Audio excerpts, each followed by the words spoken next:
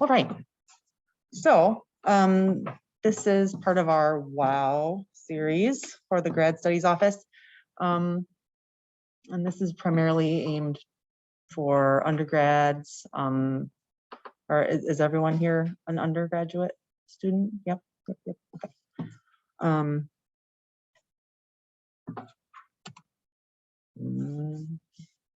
There we go.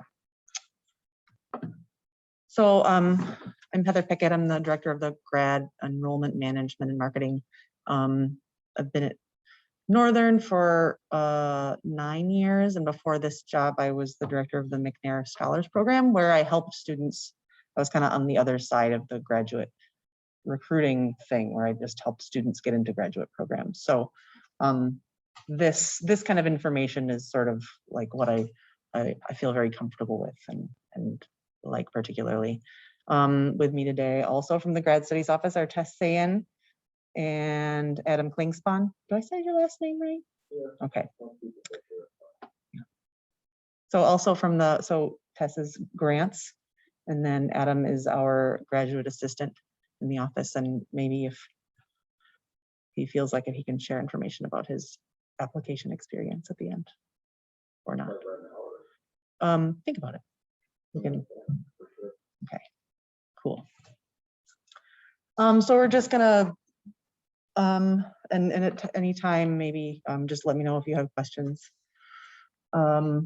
General, why graduate school, what kind of program you enter has kind of everything to do with what you're gonna do with what kind of career you wanna pursue. We'll talk about types of programs, the application timeline and what's involved, the elements, and then different sources of funding that you can think about. Hey. Okay. So why you're going to graduate school could have something to do with it is necessary for the career you want to pursue. If you want to be a professor, obviously you need to have a terminal degree, PhD. Sometimes that's in the arts different. So terminal degree for the arts is considered an MFA.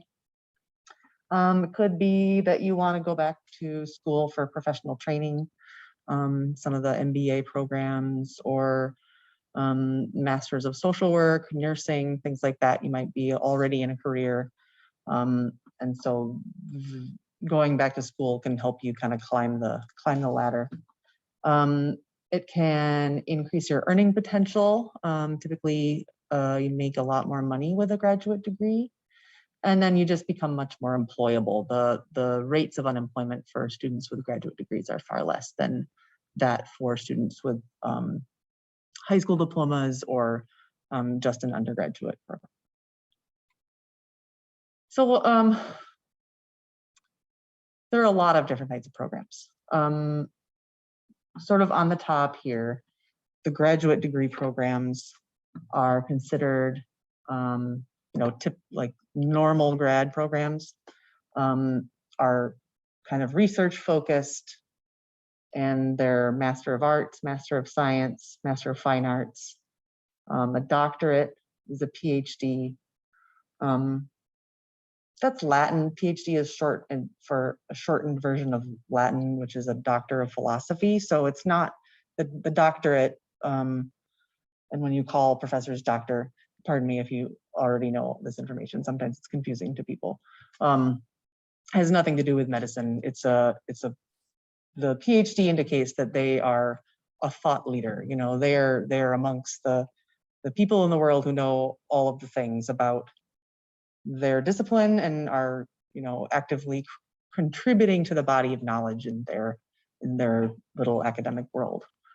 And in both of these kind of programs, they're typically focused on producing original research or scholarship. Research and scholarship are kind of synonymous. So like for an MFA student or an MFA candidate, their scholarship could be like a portfolio. If they're a painter, their scholarship could be painting. Does that make sense? And then there are graduate professional programs. So Master of Business Administration, Master of Public Administration, Master of Social Work, Master of Science in Nursing, Master of Arts in Education. These are all programs that Northern has. And then below, doctoral professional programs. So there's the Doctor of Nursing Practice, NMU also has. That's currently our only doctoral program. And then JD is short for Juris Doctor, so that's for lawyers. EDD is a Doctor of Education, and MD is obviously medical doctor. The doctoral graduate professional programs are really quite different. We'll talk about how they're different, but and then the graduate master's programs are a little bit more similar as far as timeline and whatnot for the application to the traditional graduate degree programs, but they're all just a little bit different because they're highly specialized, and more often than not, their application requirements are governed by some sort of professional, like credential. What's the word I'm looking for? Like the MSW, the social work master's degree programs they have to be accredited, so they're governed by some professional accrediting body. So that's kind of why they're specific. So you have to kind of think about what your plans are and choose the right program for your professional and career goals. Any questions there?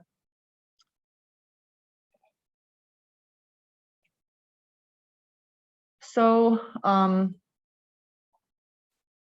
because there's so many different kinds of programs, you kind of have to look to see what the curriculum includes, and will it, will the courses, will the program outcomes give you the skills and the knowledge base that you need to go on and do the things that you want to do. Are the course descriptions interesting? If you're looking at something like you want to work as a social worker, then the Masters of Social Work is it's a pretty easy, to figure something like that out. But if it's something a little bit more like a little more academic, like you're thinking about getting a master's before a PhD, then it's really more about, are the things that they're teaching interesting to me? They need to grab your interest. And does the mode of delivery suit my needs? Some of the grad programs are now online. Some people like that, some people don't. So programs are available in both ways. So spending time figuring out what programs are which are something you'll have to do. Another way to figure out whether a program is for you is selectivity. So maybe the program you're looking at has a GPA cutoff score or a GRE cutoff score. Some of those private, highly selective programs will have those things, and it just isn't. If things have happened, or if your GPA and your GRE scores just don't match up with the selectivity of the program you're looking at, it's not worth your time spending your time writing essays and trying to figure that out. I will say, so GPA, there's some schools have really hard and fast GRE cutoff scores, but that's really kind of going by the wayside. And I would say that if you're interested in a research-based program that you really feel strongly about, then they can often overlook a less than stellar GRE score. So kind of just keep that in mind. Selectivity, and then experience necessary for entry. So a lot of the places, when I was preparing, kind of reviewing my notes for this, I was really surprised to read online that a lot of these how to apply to graduate school web pages say that you have to get a master's degree before you get a PhD, and that's not true. If you have the experience in research or typically it's research or teaching. If you have that experience necessary and have done graduate level, some undergraduate programs will have students write like a undergraduate thesis. And if you have that experience, likely you would be able to apply for and get into a PhD program. So knowing kind of about the field of applicants that you're going to be up against, asking, and we'll talk about that later, but asking the people at the grad college where you're applying, the program director, asking them questions like, what is your typical applicant like? And do I have the experience necessary? That can kind of help you decide where to apply and what's the right fit for you also. And then culture, you have to be comfortable there. If you're physically moving to a place, it's going to be, a master's is usually 2 years, some of them are 3. And you have to be a happy, healthy human wherever you go. So finding a place that's going to be okay for you. Can you feel comfortable there? And even if it's online, if you're, one of the most important things about graduate school are the connections that you make with your fellow classmates. And so thinking about what is the demographic of the students, of your fellow students, and will you be able to make meaningful connections with those people? Are they going to help you get more out of the program? And I kind of think if the answer is no, then that's going to make your time there more difficult, and it's not, it won't turn out as well as it possibly can. It won't do all of the things that it should do for you. And then obviously cost is important to consider. And we'll talk about options for funding later. Any questions so far?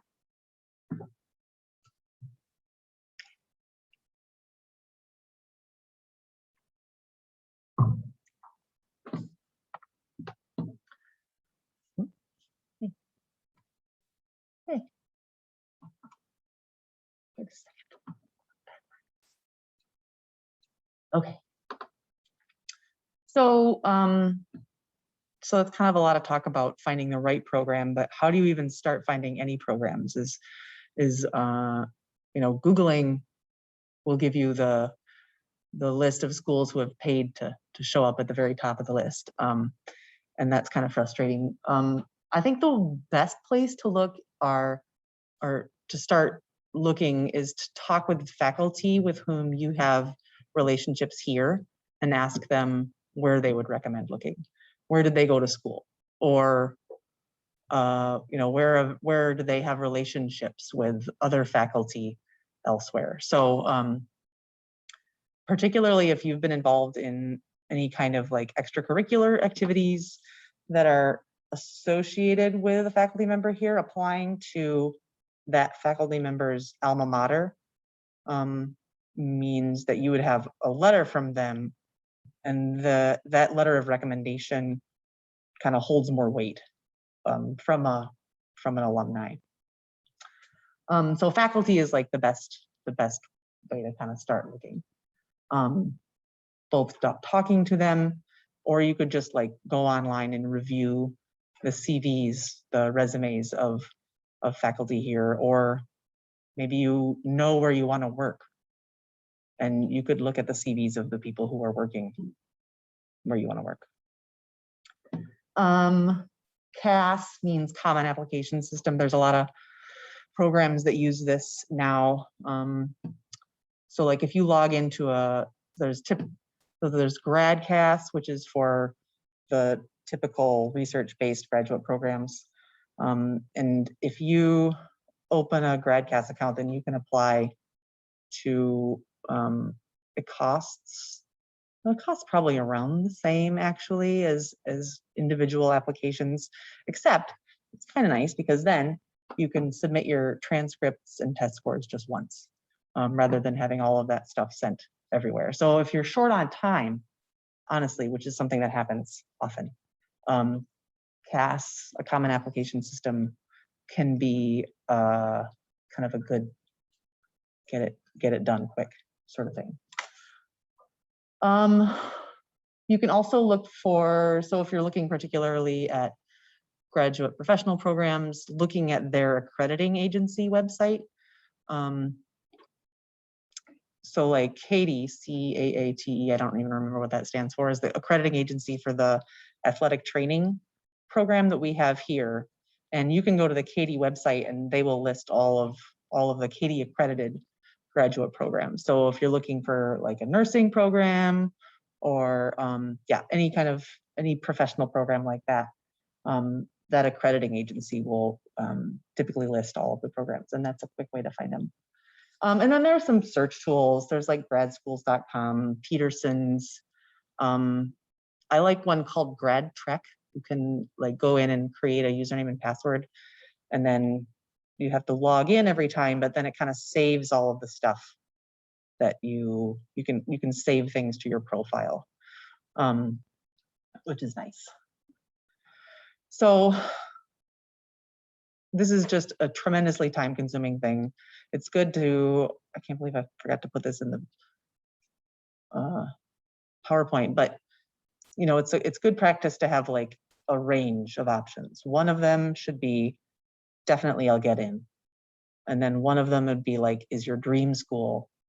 Please, please let me get in. And then something in the middle of the road. And kind of a spread between those, if that makes sense.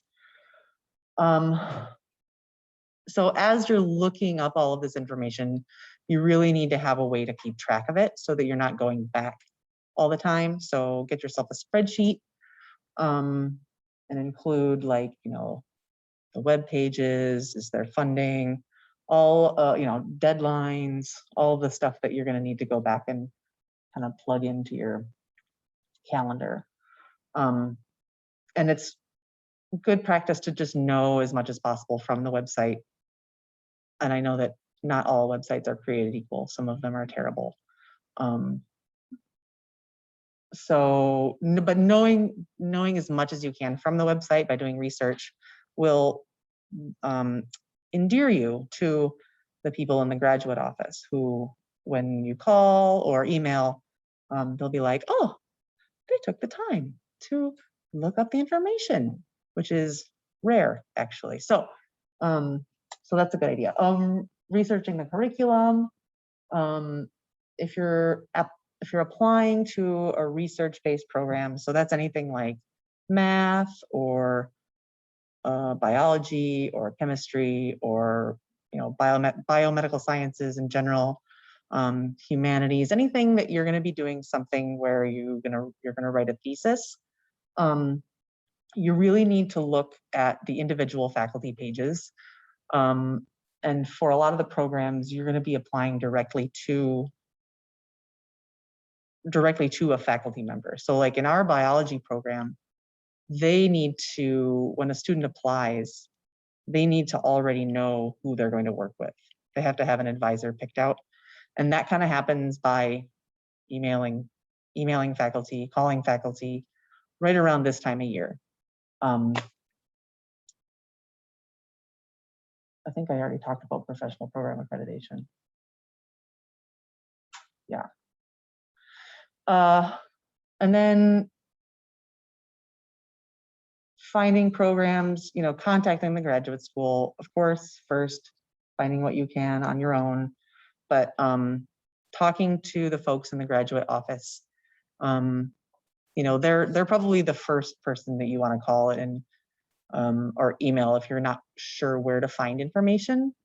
And they can point you in the right direction. Sometimes it's a faculty program director who's in charge of talking to incoming students. Sometimes it's a graduate recruiter who's either faculty or staff. Sometimes it's a department head.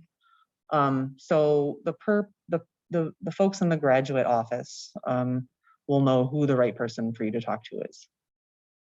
Any questions? That was kind of a lot of information on play. So for the CAS, do like programs typically prefer if you apply directly to them, or does it like make a difference? That's a good question. If a school is using CAS, that's the only way that you can apply. Oh, okay. Yep. I think.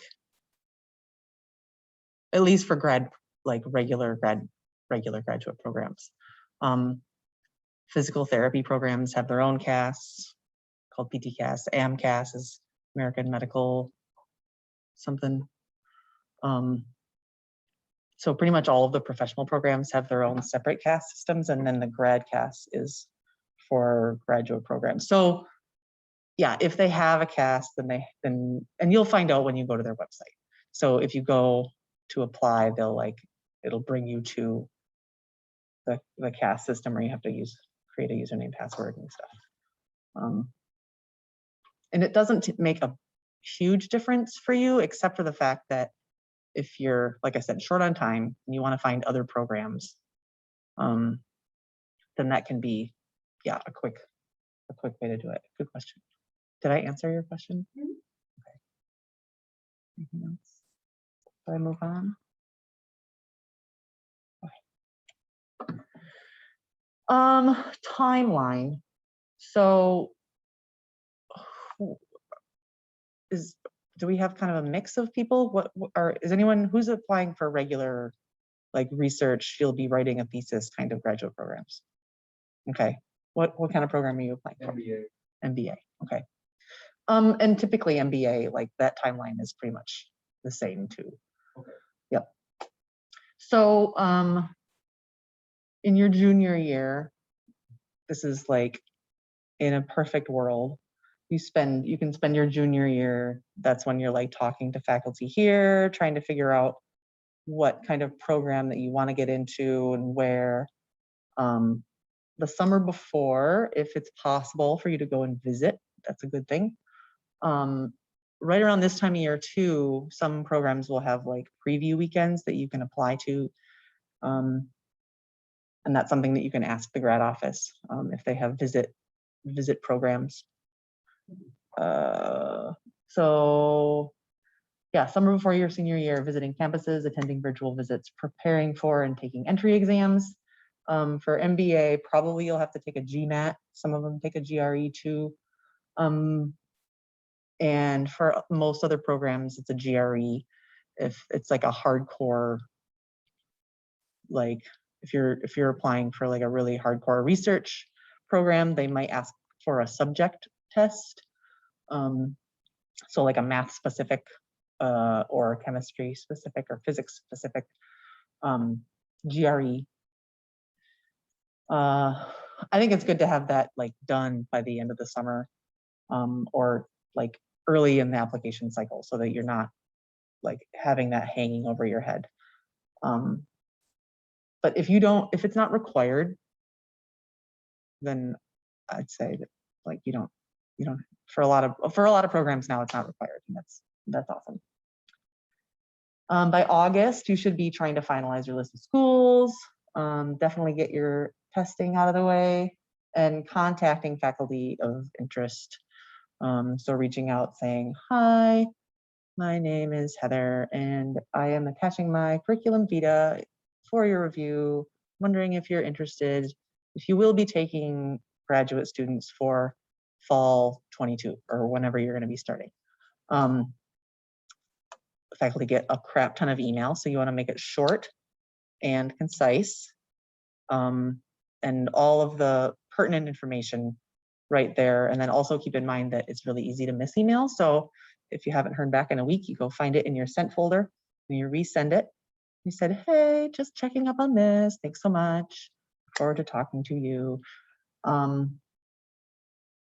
In September, most applications open. A lot of programs like Northern, we have rolling admissions. So like you can pretty much apply at any time. And it's kind of nice to, what am I trying to say here? If it's rolling admission, you kind of want to still get the application in sooner, because that means they're reviewing them constantly. If there's a deadline, then you know that you can wait until the deadline, and then everyone's application should be reviewed at the same time after the deadline. So I kind of think that with rolling admission, it's more important to get your application in like in September, or early-ish when they're, because they're still reviewing them. But if it's not rolling admission, definitely opening it, getting your application started. So just getting your username and password started, requesting letters of recommendation. So the letters you need are, first and foremost, the faculty member with whom you have worked on any kind of outside of the class stuff. Like, so if you've been involved in research or, special projects, that letter is the most important. And then any other faculty who know you, who can talk about, what your potential as a student. If there's something, say like you are applying to a really prestigious school and your GRE score is a little bit sad and it really happened because something terrible happened in your life, it's kind of a better, if you can ask a faculty member to kind of address that in their letter of recommendation rather than having you talk about it in your personal statement, it can come across better. That's just kind of a strategy thing. If you're comfortable with that, it can be better. And then December through March is when applications are due. You want to submit as soon as you can and still not sacrifice quality. And then once you submit, your April 15, I should have put that on the PowerPoint too. April 15 is the deadline, is like this agreed upon date where all graduate schools who are like signed on to this agreement agree to give all of their applicants until April 15 to make a decision. So you can like submit your applications, and then if you haven't heard back whether you're accepted or you're not sure about what sort of funding package you have until April 15 to tell anyone anything. And it can be a little bit awkward, the whole waiting, especially if you've been like back and forth with a particular faculty member. But they all know this. It's perfectly common practice, and it's important for you to know that if someone's like trying to get you to make a decision before April 15, then that's really not technically allowed and really shouldn't happen. So any questions on that? Is it possible to take classes towards something like an MBA while you're still, like, I'm a junior and I still have a semester after this and one after, can I double up on that, or is that a big help? So taking graduate level courses as an undergrad? Yeah, prerequisites for sure. And that's another reason why you want to kind of figure out what kind of programs you're applying for early so that you can have time to work the prereqs in while you're in undergrad, so that you don't have to come back and do like post-bac work. NMU allows students to take graduate level courses as undergrads with permission. You have to apply, believe, and I think there's a cap on the number of courses. When is the earliest, like, can you apply too early for this kind of thing? Like, I looked on the MBA thing, it says December. Yeah. So like, if I pull the trigger on that, I guess I still won't like year and a half from now, but would that be when it would start then? How would that work? Usually you apply a year out, but Northern has I don't know if you're interested in accounting, but they have that 4+1 accounting program. And I can send you we can connect afterwards and I can tell you some more about that, but yep.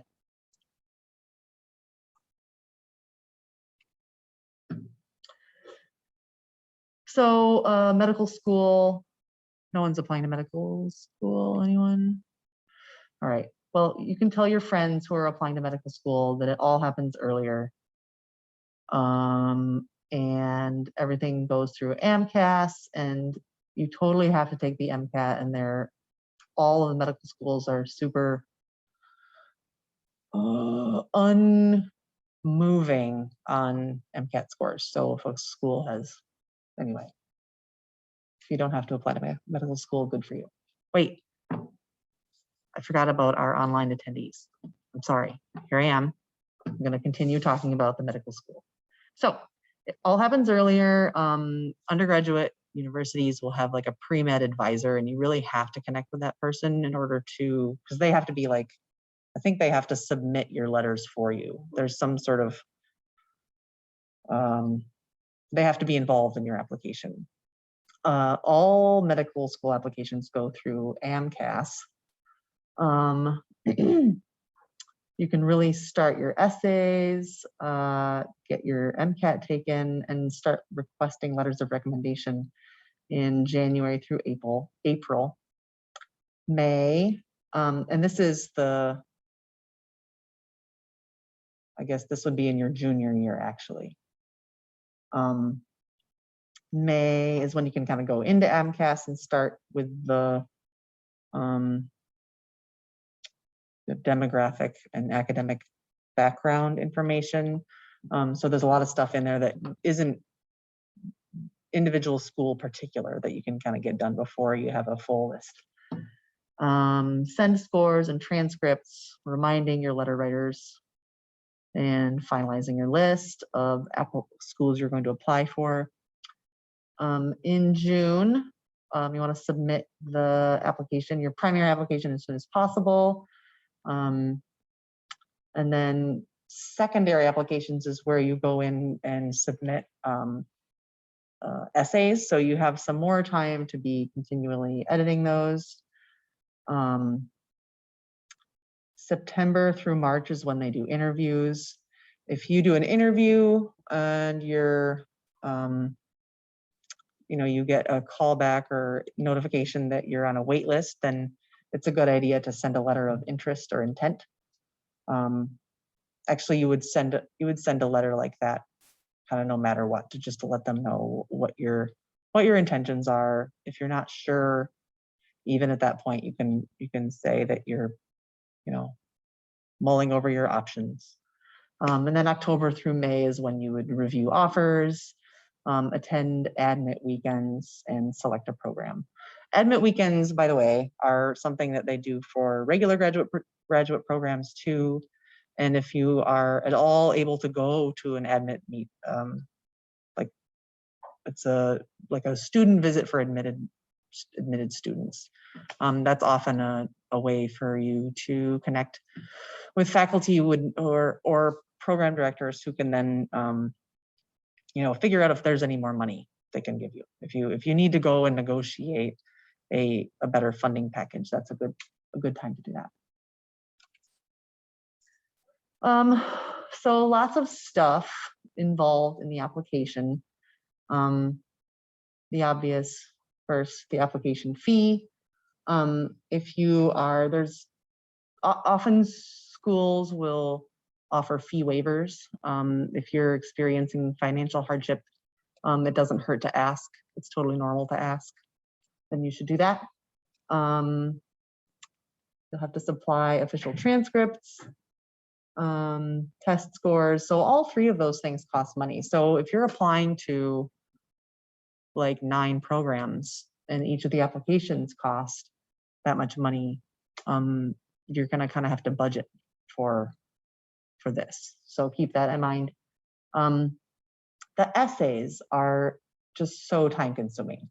The personal statement and statement of purpose are typically, they're pretty much the same thing. That's like, you're talking about why you want to do what you want to do.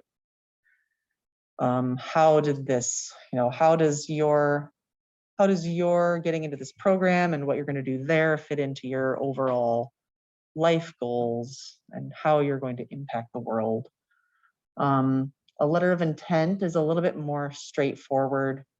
So like our MBA program requires a letter of intent, and maybe that would be something that Adam could, what did your letter of intent say? Or what was your strategy with that? For my letter of intent, it's pretty much what I'm planning on doing. It's focused more or less on like what I'm trying to get done through grad school, not necessarily like the why behind it. So it's a little bit more straightforward to that end. The why, I guess, would sort of be in the personal statement, sort of gives that background. And especially in the MBA program, they're, like Heather said, just get to the point, you know. These people are so busy, they're trying, you know, they're filtering through so many applications. Like if you have to write a letter of intent, really just cut to the point, and you know, that'll sort of help them see whether or not the program that they're offering at their Cool. The other thing that you might encounter is a research statement. And this would obviously be for programs that are research intensive. But this is pretty straightforward too. I would say that research statement is to research programs as letter of intent is to MBA programs. Now, even though it's not just MBA programs that, anyway, you get what I'm saying, right? So research statement is just like, this is the research I have done. And then the important part is, and with all of these types of essays, you want to tailor it to the program you're applying to. So if you're writing a research statement for an application to University of Michigan, you want to tie in what your research experience so far has been, what your plans are for the future, and how that connects to what the faculty member you're going to be working with at U of M does currently. So it has to tie in with what, you know, so they can be reading it and say, what's in it for me? How does this relate to me? Does that make sense? So I don't know what the real like ratio is. The bulk of all of these are going to be like, you don't have to change them for each program, but there's going to be at least 20% of each of these that you edit, change for each particular program, where you talk about how your goals are connected to their program and their curriculum and their faculty. Sometimes they'll require a writing sample, so that's typically for things like or a portfolio. So for an MFA, our MFA program requires a writing sample. The CV, curriculum vitae, or an academic resume. There's a lot of different formats for that kind of document, and you can Google that. It's a good idea to, you know, start that early. Start the essay early, start the CV early, have lots of time to go over it and over it. Go over it, forget about it a while, come back to it. I really think that like coming back to it and having that time, you know, that's when you kind of, things that need to be edited kind of jump out most at you. So, and get as many sets of eyes on it as you can.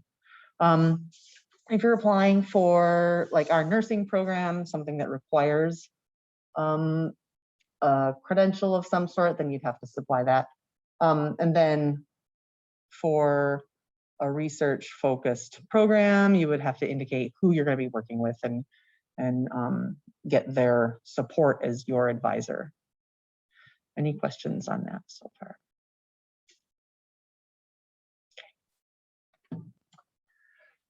Essay tips. Do's, tailor to each program. Be concise. This is not the time to go on and on about things to take up space. Everything that you say in the essay should mean something. Highlight your research and other experiences. So what have you done so far that's really, was there experience you had that was really eye-opening for you? How did this plan develop? How is what you want to do related to what they have to offer? And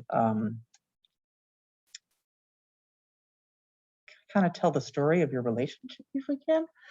And name drop. So if you went to visit someone, or if you've been in communication with a faculty member or program director or someone, you know, it's okay to just mention that because oftentimes they will have, you just want to make sure that, oh yeah, that's that person I've been in communication with.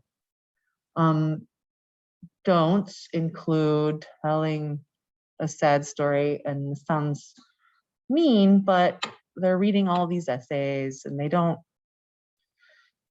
it's better to, so if you have experienced difficulty and trials in your life, come at it from a, I was able to, these are the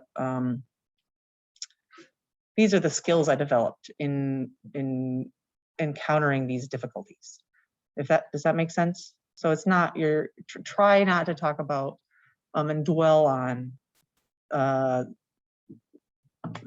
difficulty. Bad openers. Don't start it with ever since I was a kid. Or the reason why I want to go to graduate school is. Come up with a different way to start your essay. My personal favorite was a student a while ago who started off with his story about passing a kidney stone while hauling a canoe up a ridge on Isle Royal. And I would think that a faculty member who was reading dozens of essays would be like, oh, this is an interesting story. I'm going to continue. This guy sounds fun. Yeah, if you can, that's kind of the best way. If you can find a way to tell a story and display your point rather than, just coming out with it. And if there is something that you need to explain, maybe a bad semester or less than stellar GPA, for students who have to work a lot, it's entirely reasonable to have a lower than normal GPA. And if you have a lower than desired GRE score, you could say, even though the GRE is not found to be a good predictor of success in graduate school, I would be happy to retake it if you so desire. So I guess the key is with just addressing it and move on, just like one sentence and then on. You don't have to get into the weeds with it. Questions there?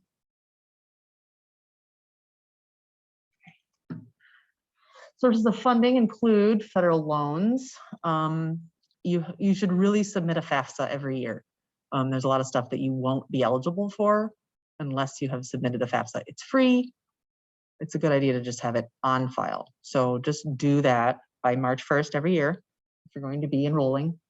Assistantships are kind of the most typical source of funding, and there are 3 kinds. So you're either teaching, usually undergraduate labs or intro courses, you are assisting a faculty member with their research, or you are working in an office. And for an assistantship, there's varying funding packages, but usually it will include some sort of tuition remission, so you're not paying your full tuition, if at all, and a small living stipend. Some schools with large, pockets, deep pockets, are able to offer more money. I guess that's the whole, that's the draw of the private school. If they have money to give, then it just kind of ends up being more tough to get into. But that's something that in your essays want to, talk about. If you have teaching experience, you want to say that you have teaching experience, talk about how that went, or put it on your CV.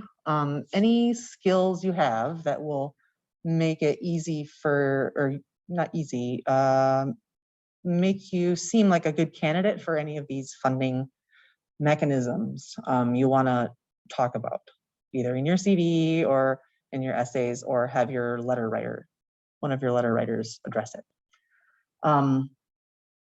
So those are assistantships. Some programs you are automatically entered, considered for these positions. Other times you have to ask. So that's a question for the graduate office or the program director. Sometimes they have that information easily accessible on the website. Obviously, that would be the best, but not always. Grants and scholarships is money that you don't have to pay back.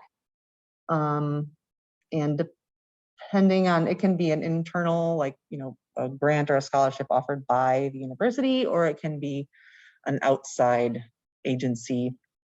And then fellowships are kind of the gold standard. If you get a fellowship, that means they're just going to pay your way and you don't have to work. Assistantships are working in,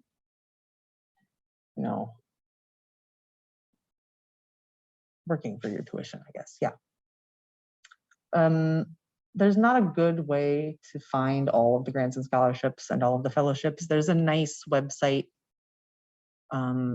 If you go to ucla.edu, actually, if you just Google UCLA grapes, like the vegetable or the fruit, grapes, that's a cool search tool that can let you kind of search for fellowships and scholarships by what kind of level of program that you're looking for.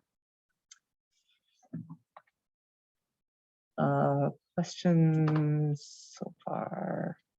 No, we're running out of time. Sorry, I'm talking too much. So general best practices: do your research, stay organized. You can find a way to, keep all of the information. You're going to spend a lot of time on different websites. Find a way to keep all of that information organized so you don't have to keep going back to find it. Start early and submit early, even with, we talked about that for programs with rolling admission. Be courteous. There are the folks in the graduate office, the people that you talk with in the academic departments, being kind to the people that you're interacting with goes a long way. It can be frustrating to have to dig around on the internet and call people, and just this is a lot of information to find. So it's understandable to get frustrated, but yeah, the more you can do to be courteous goes a long way. And then talk to current graduate students at any of the programs that you're applying to. If you ask to talk to a current graduate student and the grad office or the faculty don't let you or don't make that happen for you, that's a huge red flag. So just keep that in mind.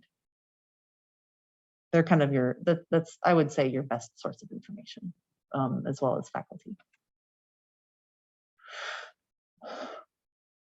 Do you have any recommendations for how many schools to apply to? I'd say, so if you're doing the whole safety to reach school thing, they used to say 6, but now it's 9. So three of each across the span. Okay. Yeah. I've been reaching out to faculty members, and I've probably reached out to 40 or 50, and I've gotten 3 that have said yes, they are accepting students, and everyone else is saying either no or check back. Mm-hmm. Is that normal? Probably. I think that I don't know, knowing how just the graduates, they're probably not sure whether they're going to have funding for a graduate student. So waiting to figure that out. So if I check back, is it okay that I'm behind kind of? I think that you're not behind right now. This is good timing. Typically applications aren't due until December, January, some February. So you have time. Yeah. Other questions? Okay. How about Lainey and William? Do you two have any questions?